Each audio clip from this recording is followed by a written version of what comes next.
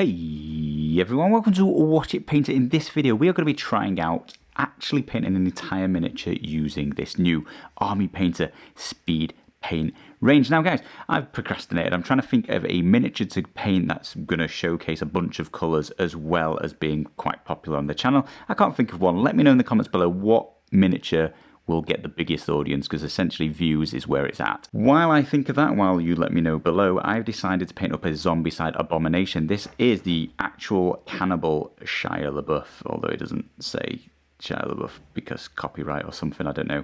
But what I thought is we would do 2 for 1 in this video. One, we get to try out 4 I need to beep that out every time I say it. 4 speed paints, which is Army Painter's contrast essentially. We're going to try out 4 of those, finish an entire miniature. I'm basically going to use next to no real paint, just a few details, and we'll do the base as well. But the second benefit is this miniature is insanely easy to paint. So I'm just going to see how fast I can get paint on a miniature and get it completely finished and just live up to this speed paint name. So having said that, this is also a great miniature for beginners to start with. I have primed this using Army Painter's base primer matte white, which is what they suggest to use. Just a plain base primer. It's their basic one.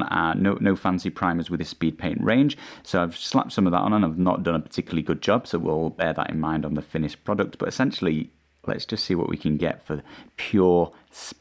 For the rest of the video, I'm going to be using 2 brushes. These are my Red Grass Games one, basically the 2, which is big, and the 00, which is small. Both of these are basically ruined because I just smash paint onto miniatures, so you don't really need a great tip. Probably going to bring out one of my finer brushes just to paint in some details with its eyes. So we're going to use a little bit of normal paint. I'll probably add some blood effects just to spice up this miniature, and I'll use a little bit of black and white on his eyes, white on his teeth, maybe a bit of silver on the knife. We'll see as we go through, but nothing special. Essentially some speed paints. So let's get to painting. Any questions, obviously smash them down below and I'll answer them when I can get to them. Which colour to start with? So you can see there's only a few colours. He's got skin. I think his trousers are maybe purple. I'm going to go with dark purple, and I'm going to use dark brown. So all of these 3 come in the starter set. This one doesn't. I think it's going to come in the mega set, which is dark wood. I'm going to use that for his hair and his eyebrows if I can. And I'm going to use this Gravelord grey for his belt, which you can't see in the artwork, but I thought it just adds another colour. So let's start with that Hive Dweller purple. We're going to paint on his pants if you're in the States, or his trousers in the UK, and we're going to go and shake this for a minute or so. So we're also going to start a timer. Let's see how long this takes. We're going to use my no, it's not my 2, it's just my 2 brush, the big one. I'm going to smash on this purple all over his pants, being extra careful around his feet because I don't want to get any purple on the skinny area, and I'll be a bit careful around his belt as well because that's just going to be easier if I can just get that grey on top, because this purple is definitely darker than that grey, so it's not going to go over it. Well, the grey is not going to go over it too easily, but basically just one big thick coat all over his pants. Definitely mentioned the inside of his legs are a lot harder to reach than the outside. They're going to add a little bit of time to this paint job. And I'll also, while I'm making my excuses, I am definitely not going to count dry time. So as soon as I have applied this purple, I'm going to stop the clock, leave it to dry off camera, and go and make myself a cup of tea. I am just going to downsize to my 00 brush and just paint on those belt loops as well. Just a little bit of extra detail, but it's really going to make the miniature which doesn't have that much detail going on, look a little bit better. So looking at him depicted in the artwork, I actually decided that Crusader skin is going to be a little bit too lifelike, a bit too much alive for this particular Abomination. So I'm going to try mixing in some pallid bone and just sort of dulling it, deadening it down. I'll probably just go, I don't know, 50-50, maybe a bit more pallid bone. I don't know, I'm just going to wing it, but let's try mixing these colours together and we're going to see how they come out on his flesh. Well, let's try 1, 2, 3, 4, 5, 6, something like that. That's the pallid bone, and maybe we'll just go for 3 of these. 1, 2, 3. So what's that? 2 to 1, and we'll give that a good mix together. I mean, even this is looking like it might be a bit too lifelike, too alive-like, not lifelike. Nevertheless, let's take this for a spin, see how we get on. It's going to be different to just the normal Crusader skin, so it'll be interesting.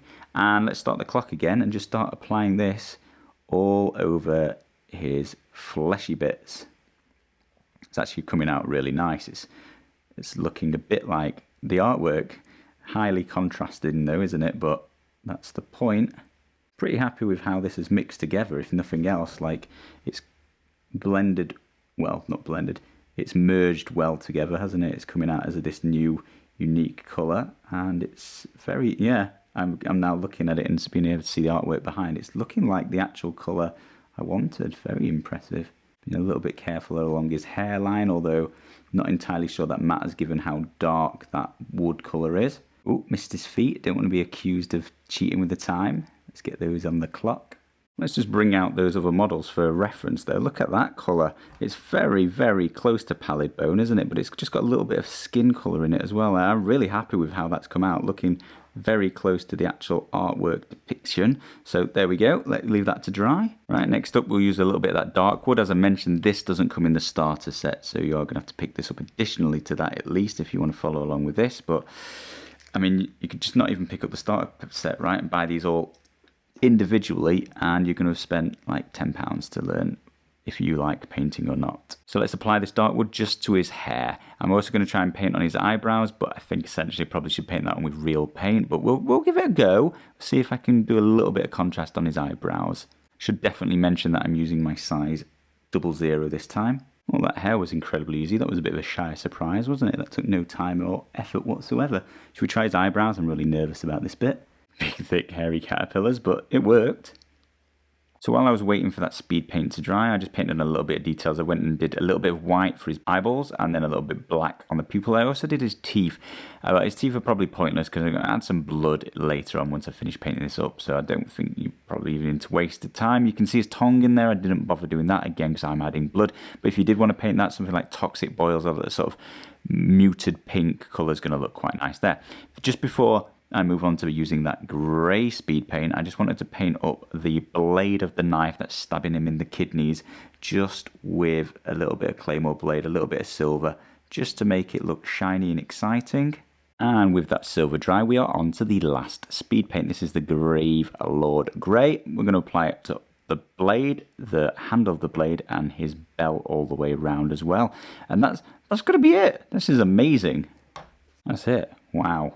Wow, wow, wow. Let's let that dry. So I've been away and added in a base. Guys, I'm not going to count that towards the time because everybody does bases differently. You might just want to paint it black, in which case you're going to add a minute or so.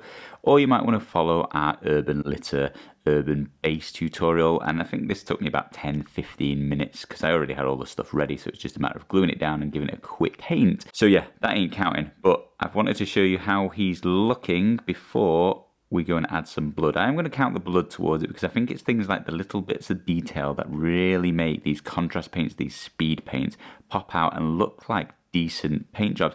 Now, not that this is bad, and especially at a distance, it's really, really poppy and it's going to look fantastic on the table. I did go around and just add a little bit more of that pallid bone over the top of his skin just because the contrast was just so high between the recesses and the highlights. And I don't know if that's because I mixed the two colours and I maybe more of that flesh tone pooled in the recesses, which made it really, really dark, and more of the like pallid bone just pulled on the highlights sort of thing. So I just wasn't entirely happy with that, so I just gave it a quick overbrushing, very thin layer of extra pallid bone. But essentially this is looking pretty darn good for a handful of minutes. I need to go and see how long it's actually taken me, but I don't think this is going to be very long. So let's add some effects, some blood. So I'm going to be using Green Stuff World's coagulated blood, and I'm really, really happy with how this comes out. So I think it's going to be a great addition to this and a little bit of additional detail, which takes these quick speed paint jobs to the next level. I'm going to start by applying... So I should mention, if blood isn't your thing, by all means skip this and don't count it towards the time because not everybody likes blood. Some people think less is more. That's what I'm going to try and do on this, just add a little bit of this to add an effect, and other people absolutely love it.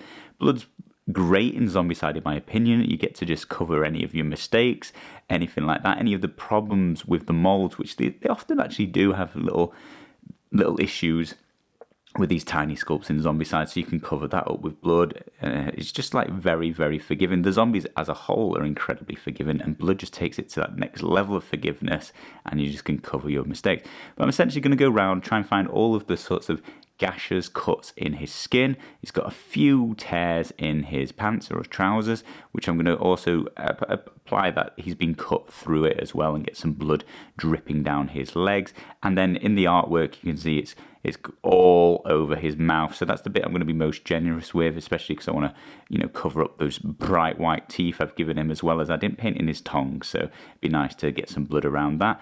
And that knife wound stabbing him in his kidney, I think that's a good one to add a little bit of blood to as well. And hopefully this is just going to bring that model together in a little bit of detail, a little bit of effect that's really going to finish off this speed paint. Bada bing, bada boom, we are done, guys. Now, I am very impressed with painting an entire miniature with these brand new speed paints. Now, I did go and add a little bit of details, a little bit of silver and a little bit of blood effect, and I painted on the base, that sort of thing. So it wasn't entirely speed paints, but that's the way I would paint contrast. That's the way I recommend using this tool set. This is just another tool in our arsenal, and it doesn't mean you can't use normal paints on top of it. I think this is not the best paint job I've ever done in my life, but it's at least tabletop quality, maybe even more. Let us know in the comments below what sort of quality you describe this. But let's not forget, this took 13 minutes. Those speed paints are really living up to their name. Now, you're going to have to add 10-15 minutes extra if you want the base to look exactly as I've done. I think it's an above average base, but the actual miniature itself, including the blood effects and the details and that sort of thing, was at 30 minutes is absolutely nothing. Very, very impressed with this. As I mentioned at the start, let us know a more popular miniature if you can think of one, something that's really going to show off these paints, as well as, drawing a little bit of audience to the channel. Anyway, guys, let us know what you think below. Thank you ever so much for watching, and we will see you again soon.